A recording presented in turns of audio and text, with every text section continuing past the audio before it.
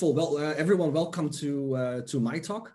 As I mentioned, I don't have a lot of time because there's a lot to talk about. So I'm going to try to do a little bit quicker so that we have a little bit more time also to have discussions if there are any. I'm going to summon everyone again so that we are all focused on my screen. Let me check. Here we go. Okay, so everyone should now be watching my screen if I'm not mistaken. Today we're going to talk about a journey to DevOps with Professional Scrum. Like a little bit a bridge to what Gunther just mentioned, Scrum and, right? So this talk will be about using Scrum and in combination with DevOps.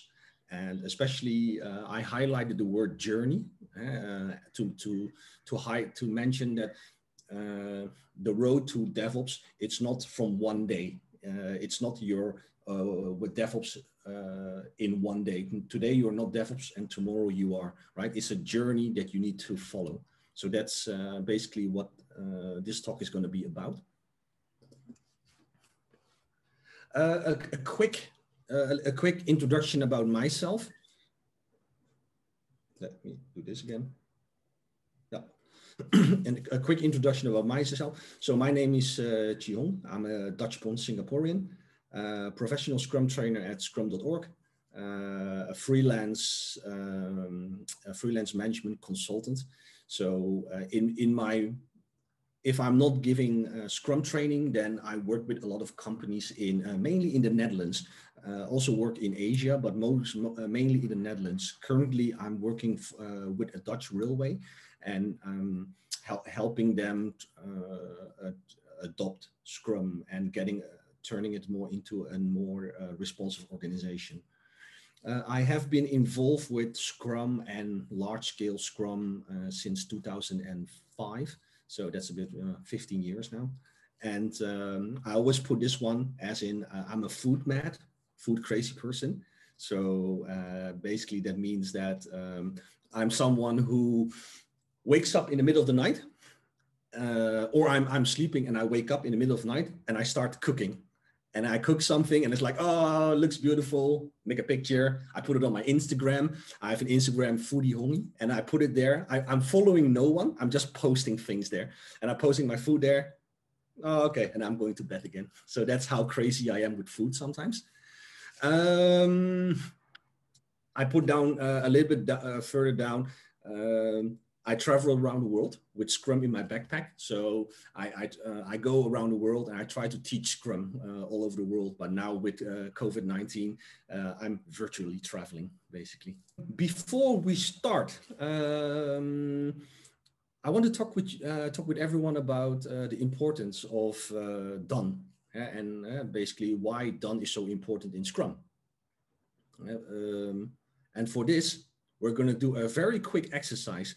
What we're going to do is I'm going to create a breakout room while we are all talking. Let me Yes, I'm going to create a breakout room. And during the breakout room, you'll have 3 minutes just to have a conversation with each other about why done is so important in Scrum. And why Scrum requires at least at the end of every sprint your increment to be done. Yes. So let me create the breakout rooms. I regret that I just reinstalled or I updated Zoom. So I'm looking at the functionality and it looks a little bit different. But let's see how this works. Ah, I got it. Should not have done that. Okay, the options, the time, 3 minutes, 30 seconds. Is everyone ready? So, so again, assignment for everyone who didn't got it. We are on the mural. We are on my mural site now. I'm gonna, just in case, summon everyone again. So this is the empty canvas that we're working on. In a couple of seconds, everyone's going into a breakout room in pairs. So you'll be in a breakout with someone else. And I want you to have a discussion about why done is so important. And when you figure that out, try to make a post-it and put it on the canvas. And you can create a post-it basically here, going to the left. There's a navigator. On the second one, you can just create post-its and then you can add it here. Yes? Okay, then I'm going to put you now in the breakout rooms. Good luck. There we go. Yeah. How did it go? Sure. It was fast. Hello. Yeah. Did everyone had a good discussion? Yeah. Yeah. So yes. Fast. Yeah, I know. It's 3 minutes goes really fast in virtual world, and the time box, it's merciless, right? When the time box is over, you just go back to your room, and it's something. It's actually quite handy if you give a lot of classes and you really have to stick in the time box.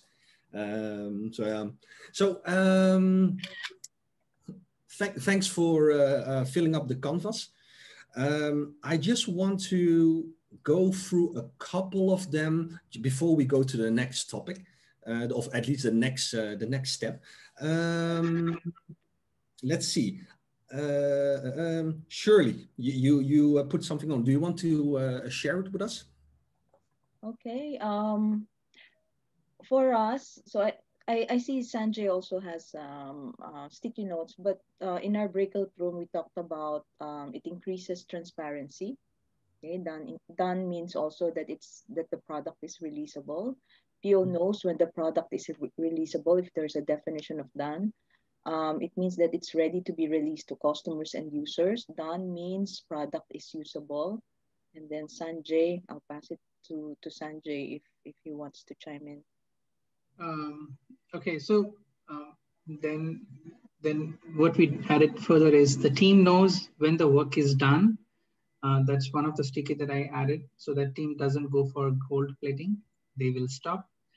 And the second thing that team knows how many items they need to select during the planning, because they know how the done criteria looks like. Mm. Right, okay.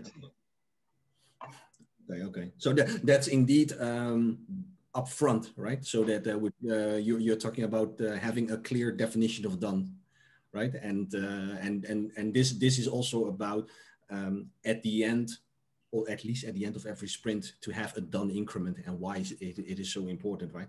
And so I'm gonna. I see that people are joining, but it's okay if yeah. Okay, the murals are sending again. Let me just in case summon everyone again so that we are all on the same page. So I would like to go to the takeaways with you. I really like this graphical movement. In the beginning, when I created the mural, I was doing it with my own hands and everything like this. And then yesterday, I was following a product owner advanced class, and it was like going like this. And since then, I changed my whole mural because this is way more cooler. Quick takeaways. We do live in a complex world, right? A complex world where more is unknown than known. And we often say that in a complex world, it requires empiricism. And what does empiricism actually means? Empiricism means it inserts knowledge, comes from experience, and making decisions based on what is known, right? So instead of having a predefined plan and think the plan will come out, empiricism is more about try to work in very short iterations, or in Scrum we call it a sprint. And every time you do a short sprint, you insert, you learn a lot in your sprint. And with that knowledge comes experience. And from that experience, you can create a new plan. And as mentioned in the takeaways, done provides transparency. And I have this drawing which is created by our awesome graphical design. Oh, go back. Here we go. I have this awesome drawing which is created by our awesome graphical designer, just to give you a simple indication of what the transparency, inspection, and adaptation actually means. So does anyone recognize this sign, this picture, except Sjoerd? Is this the full one? It is the what? Fuel. Yeah, yeah. Well, actually, I have to be really, really honest. I don't know what the symbol means. I don't know what the symbol means, but I can tell you that exact light is burning in my car currently. So that's not a good thing, right? Exactly this light is burning in my car, but I have no idea what it is. I think it has something to do with the engine or something. So something is not good with the engine. But this is an example of, in this case, the dashboard of my car. It's giving out this signal. And so it's making transparent that there is a problem. And when something is made transparent, then only then you can start inspecting it. And when you inspect it, you can adapt it. Yeah? You can change it. And that's also related to the 3 pillars of Scrum. Or when we talk about empiricism, we talk about transparency, inspection, adaptation. How to make something transparent so that you can inspect it and then you can adapt it. And only a potential releasable done increment, what is mentioned also in the Scrum guide, should be released. And I think this is then a bit related to what Sanjay mentioned, done. Yeah, so we talk about done a lot. What is done and where is done described? Eh? Done, it's stated in the definition of done. And you use that definition of done as a shared understanding of what do we mean by done, right? And you can use that for example, at the beginning of your sprint planning, you can use the definition of done to have a shared understanding of what are we taking into the sprint. And also at the end of a sprint, if your item is almost finished, how do we know it's finished, right? So it gives you a definition. Now, what often happens with the definition of done, sadly? These are some quotes that I have borrowed when I was working with different clients. As a consultant, I often go to organizations, and one of the first thing I ask people is, so how does your definition of done looks like? You know, or what is your definition of done? And these are some of the quotes that I've heard. A definition of what? Oh yeah, we have it. It's somewhere on our wiki page. I can see Sanjay laughing like, yes, I know this. Do we need to update the definition of done regularly? We have it somewhere, right? So yeah, I've seen it before, but no idea where it is. So these are some of the quotes that I've seen happening a lot in a lot of organizations when it comes to definition of done. And I'm just curious, seeing that we have more time, do you recognize this in your organization? Yes, Chihong, I can connect with this slide, so that's why I couldn't able to control myself. Yeah. Which of the 4 do you see often? We have the one which says it's on the wiki page. It's beautifully documented. No denial, it's not there. It's there, but it's just there. That's it. So we have multiple teams who are working. Somehow during our demos, things doesn't add up. Things work beautifully when in isolation.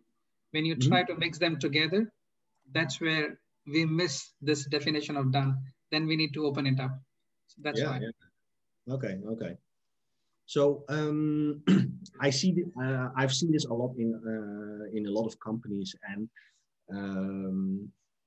with one of my last clients, it was also related to their journey to DevOps. So basically, what this talk is about, and I was thinking about how can the definition of done be related to DevOps, and how can we use the definition of done? How can we maintain it more so that it's in our face and we can use it more active instead of having it somewhere on the wiki page or somewhere, right?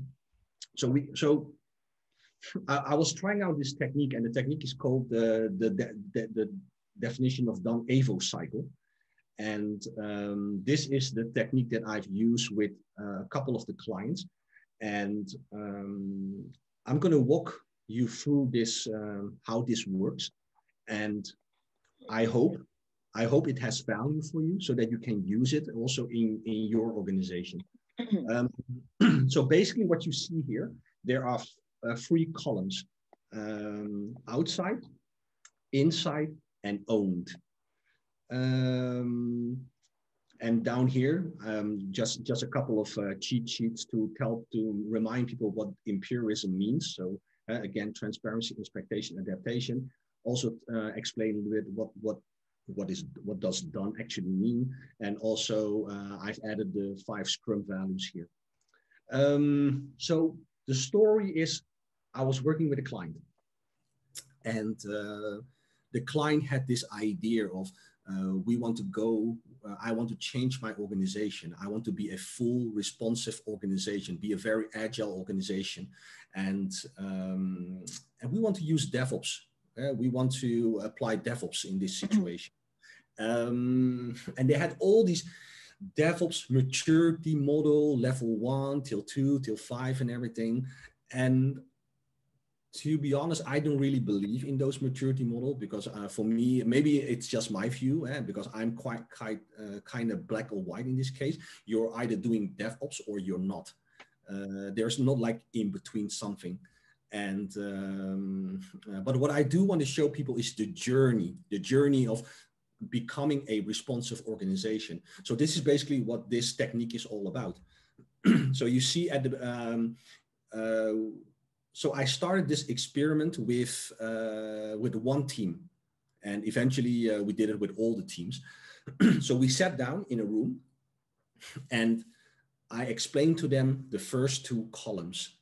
And the first column outside, and the second column the inside. And how I explained it is, outside, it means all the imagine that you are in your sprint, and you have in your sprint, or in your sprint backlog, you have all your product backlog items, right? Think about all the things you need to do to get that 1 single item into production, right? That's the first invite that I ask people. What is required to get that single item all the way to production? And the first column, how I explained the first column outside, it means all the activities that are outside your team, so outside your team's influence. And the second column is all the activity. One second, there we go. And the second column is inside, which means all the activities that are inside your team, that you can actually inside the influence of your team. So I give that team, we use a technique called Liberating Structures. And so the first, I think, 2 or 3 minutes, I let the individual people think about it, right? All the items, pick a single item, maybe the most complex item that you have.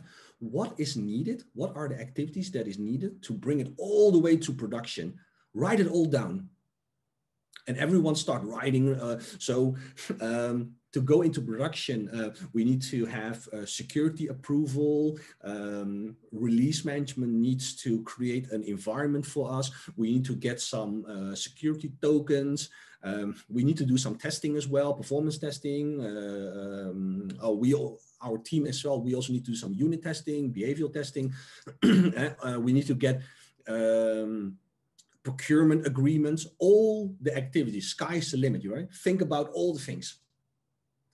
After the time box was over, we came into a bigger group, and I asked them to have the conversation with each other. what have you written down and what have your teammates written down, and then try to plot it on the first two columns. So if you have all the activities that you just discussed, from all those activities, how much of those activities are actually outside your team's influence, and how much of those activities are actually inside your team's influence? So they start writing on post-its, and they put it on outside and they put it on inside. To give you an example, one team said outside, doing the actual release in production, it's done by release management. It's not done by us. So that's something that's typical outside. But we as a team, we trigger release management. So we have to send an email to release management by saying, hey, can you release this for me?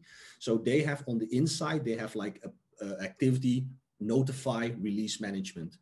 And another team also have in inside unit testing, for example. Performance testing, that's something that is done inside, but we also have a team of testers that also do performance testing. So they fill up the first two columns. And then the third step, we talk about the inside and the owned. And there's a little slightly new nuance between those two. And the nuance is that there are activities that are inside your influence, but you're not actually doing it. And it can be all kinds of reasons. I'm not saying that it's a bad thing, but there's all kinds of reasons why you're not doing it. I'll give you an example. One team had on inside, they had unit testing, or they had test-driven development. What they said was, we owned unit testing. So meaning we are actually doing the unit testing, but we're not doing test-driven development. We know it's inside our influence, but we're just not doing it yet. Can be all kinds of reasons. And this team is just saying, we're not doing test-driven development because we don't have the knowledge, right? We're just writing unit tests, but we're not actually practicing test-driven development. So that's the slight nuance between inside and owned. And after that step, we fill up this entire poster, and then you have what you see, and that's the beauty of it. You have a lot of posters on the outside, you have a lot of the inside, and you have some on the owned. And I always tell the teams, basically everything what is here on the third column, that should be related to your definition of done. Because you're saying, this is what we're owning currently, this is what we're actually doing now. And the beauty, I guess, of this this way of working is there are a couple of things. One of them is you can see in one view, you can see all the things that the team is currently doing. They're owning it. You can see all the things that it's inside their influence field, but they're not actually doing it. So it means that you can have a good discussion during your retrospective to talk about, hey, we have a couple of those activities that are inside our influence field, but we're not actually doing it. Why not, right? And this is usually something that maybe the development team can do it themselves. And then we have a bunch of those activities that are outside the teams. And that's maybe something the Scrum Master can help, getting it inside the influence field so that the development team can own it again. And so eventually I did this exercise with 12 or 13 teams in one company. And then when you go into the room, you saw all the teams, they had this poster on the wall, and you can literally like walk and you can see where they are standing. Because maybe a question to you, what does it mean if all the posters are on the right side? Does anyone know what that means? Yeah? Mustafa, you have any idea what that means? If all the posters, if you're walking into the room and you look at a team and you see that all the posters are on the left, in this case on the right side, what does that mean, you think?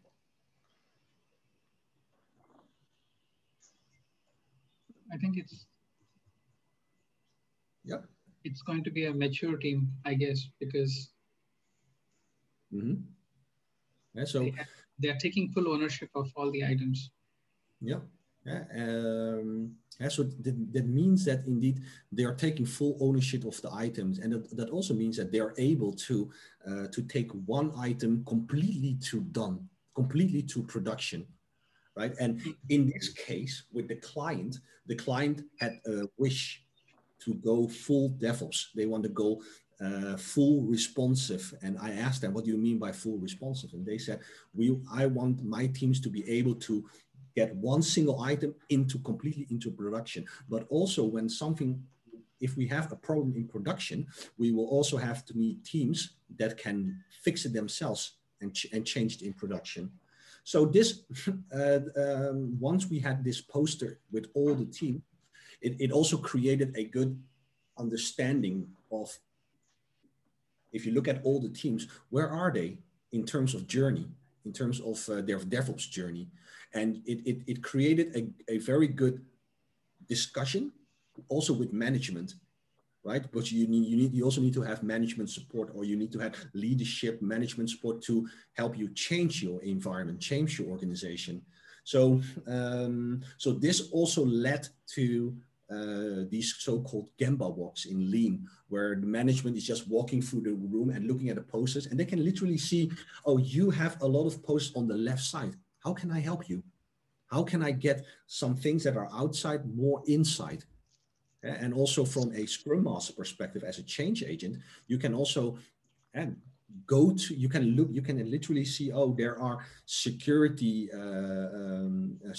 stuff, there are release management of all these activities that are currently blocking the team to be able to go full, to get one item into production. And once we implemented this, so again, once we made this visual, people start inspecting it. And when people start inspecting it, they start adapting to it. And the organization was then slowly changing. And the funny thing is, you can see you can see patterns at some point. So when you walk into organizations, or you walk into different teams, you see the pattern in this specific client. You can see all the teams, they have a dependency with release management, right? Everyone has at least one release management poster on their outside, because there was no one who could do releases. And then when you go to the release management team, they actually have it on owned, because they're actually doing it, right? So you get a very interesting dependency wall as well. And then you can have that conversation with release management as well. Are there any questions with regards to the DoD Avo cycle? Shirley. So, okay, let's I'm have sorry. No, sorry. You just go ahead. That's the thing with remote, right? You're gonna be like, yeah, wait, yeah, that. So speaking of remote, Chihong, in your experience, how do you make this very transparent during the sprint? Is this part of the tool? And the second question is I assume this is every sprint, right? This is you visualize it complementary to your sprint backlog. Is that correct? It's good that you mention it, because indeed I haven't explained that. Prior Corona, we had this poster on A0 printed on the wall. So this was literally in your face constantly, right? So we didn't have the issue of, oh, we have our definition of done somewhere and I don't know where. This is literally in your face.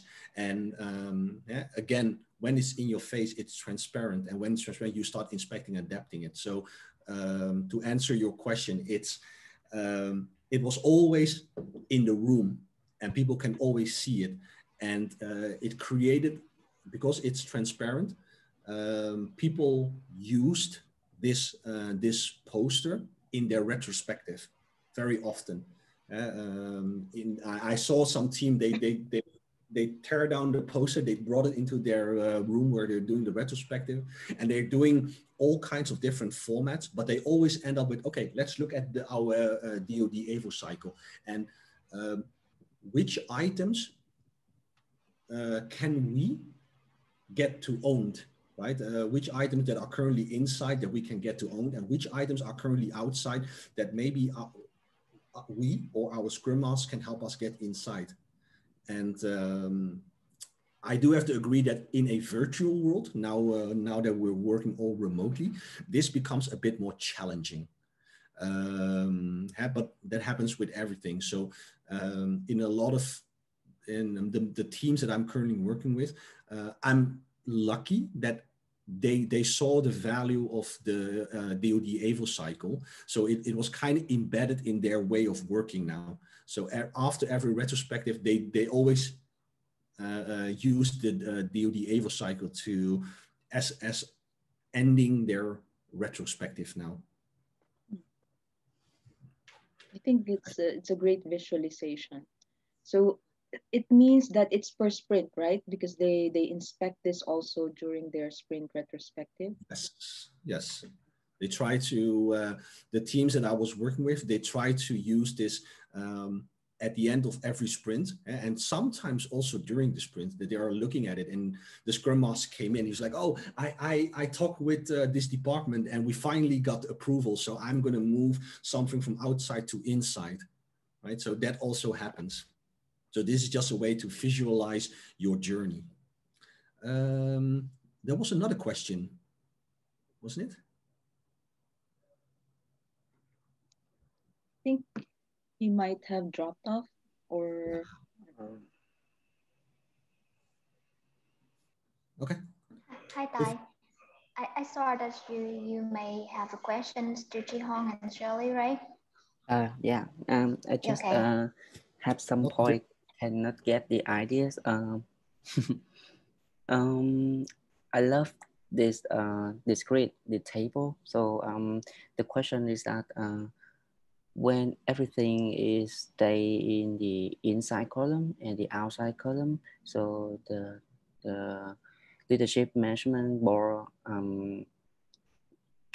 we have to like get them, help us to move, try to move those things into the on column. Is this the goal, or? Well, it's let's put it this way. It's not your goal, because the organization wants something, right? The organization wants to be responsive of something. I always tell people that, so I work as a Scrum Master or as a coach or whatever, and I never go to an organization and ask them, you need to do this, because I always feel like management needs to understand this already. They need to understand the urge, from a competitor perspective, or they see the other benefits of being agile. I want organizations to figure that out for themselves. We want to be agile. We're using Scrum, for example, but how can we enhance Scrum more? How can we use Scrum to professionalize our way of working?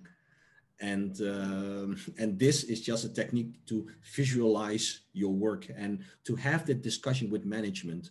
Obviously, as a Scrum Master, as a change agent, you can definitely go to management or someone who is responsible, who will help you removing organizational impediments to get a little step closer to your journey. So this is just a good way just to ask your manager. I did that also, going to the manager and tell them, okay, you want this team to be high performing, right? You want this team to be DevOps because you had this idea of, I want to be a DevOps organization. Sure, come, I'll show you this, right? There are so much things on the outside. So what are we going to do about it, right? Because this is harsh reality. We don't have any angel dust to say, okay, now, bam, certainly we are agile, certainly we're doing Scrum. No, it's hard work. right? It's like Gunther mentioned, the reference to Scrum as a chess game. It's easy to understand, but it's very difficult to execute. And the difficulty relies in creating the done increment, because a lot of organizations are not built to create a done increment in a very short time. Did that answer your question a bit? Yeah. There are one question I think of when you answer my question. If everything is stay in the on column and the outside, so what like when at any time we figure out that a lot of things happen in the on column, so it's maybe make the team like get stressed on the over like a lot of responsibility, like make this team slow down, like the signal, how we can detect that if everything stay in the all column. Yeah. I don't fully understand your question. So you mentioned that, correct me if I'm wrong. So you said that if all your activities are in owned and in outside, right? It's just for simple that if everything we have in the on column, so how that team varies responsibility, but how do we know that they don't get stressed? And what do you mean with stress? Like they have a lot of things for responsibility, and we don't know if they can burn down the energy. That is too much thing for the team. How we can like the signal to know that is too much thing for them, so we can take it out. Yeah. So this is also it has a pull mechanism. So you have to be very careful about that. So it's good that you mention it, because it gives me an idea of this technique is always a pull mechanism. It means that you as a team take the responsibility if you have the capacity to do it, right? So the opposite is a push. So it's going to be pushed by management, saying that, okay, so now you're going to do everything, right? That's not how this is intended. So it should always be a pull mechanism. At the end of every sprint, or during your sprint, look at your definition of Don Avo Cycle and see what you as a team can take responsibility of, and it doesn't destroy your team spirit or your way of working, because ultimately it's also about creating a sustainable pace, right? As mentioned in the Agile Manifesto. It's not always about going fast. Scrum, it's not about going fast. It's about being agile. And being agile doesn't always mean you have to go fast. It just means you have to be more flexible. I see. There are the one last questions. I imagine that every team will do this table, so it's like a part in the whole process. So if one team put the item from the ons to the outside, so the other team will pick that as a on column. Is this for like the agile, or is this a better solution, do you think? You can, so the implementation, it can vary. It can be different per organization. The way we did it was the example that I gave you, where all the teams, they had on their outside column a dependency with release management. And when you go to release management, they had that specific activity on owned, right? And the way we did it was we had a discussion with release management about, just tell them, okay, so this activity is clearly on owned. So release management is doing it. I talked with my teams, and we talked about, we want to do this as well. We want to own this. So how can we make this possible? So it resulted in it resulted in the release management said, and that's the political side. In one organization, release management said, no. This is our responsibility. We're not giving this away, right? So you will have that struggle. But ultimately, it also means how agile do you want to be as an organization? And that's also important because that's why you as a consultant should never ask that question. Why do you want to be agile? Why do you want to do Scrum? It needs to be supported by management. And it's exactly for these cases when you run into this situation where the teams are saying, we want to own this activity, but it's owned by someone outside the team. These kind of things can escalate. And then at that point, it's also good to have management or someone higher to say, okay, we want to become an agile organization, so we want to change this. And so it's important to just have the conversation with each other.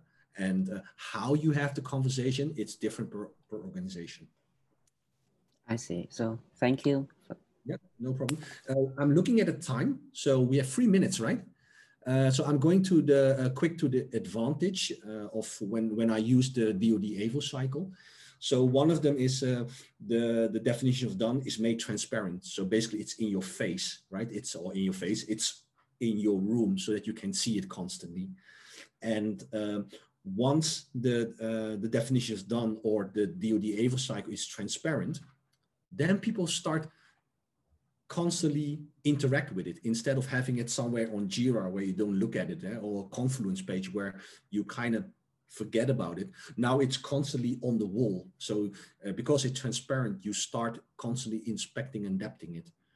And it makes your DevOps journey, it gives you your DevOps journey in one overview. So, what I mentioned, you can see all your posts on the left side, in the middle, on the right, and you can see where you are in the journey. You can see that a team is very far, is very mature, and you can see a team that is still in the beginning phase. And then again, I'm not saying that teams that have all their posts on the right side is a good thing.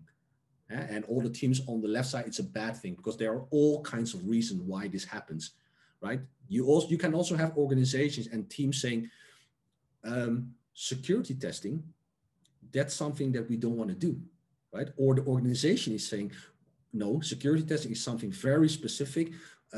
We have audits and everything. We want this to be done by external party, right? It happens. So I'm not saying it's good or bad. It's good for the Gemba walk. So Gemba walk, it's a lean term where management can just walk to the teams and just look at the teams. Where are they in their journey? And what I mentioned, the example with release management, it makes the dependency very visual so that you can manage your dependencies better and improve your journey in becoming a more responsive organization. Zoof. That's basically my talk, and I have 1 minute. Let's see. 1 minute. I think Stephanie, you can reshare the link to the main. I want to thank everyone for attending this talk. I hope it was interesting for you, and I hope you will use it. When we're in the main topic, I will share with you a blog that I wrote about how this DoD Avo cycle worked. So basically the instructions that I just mentioned, I'll send you a blog so that you can read it, and hopefully you can apply it in your own organization, and let me know how it worked. Thank you, everyone.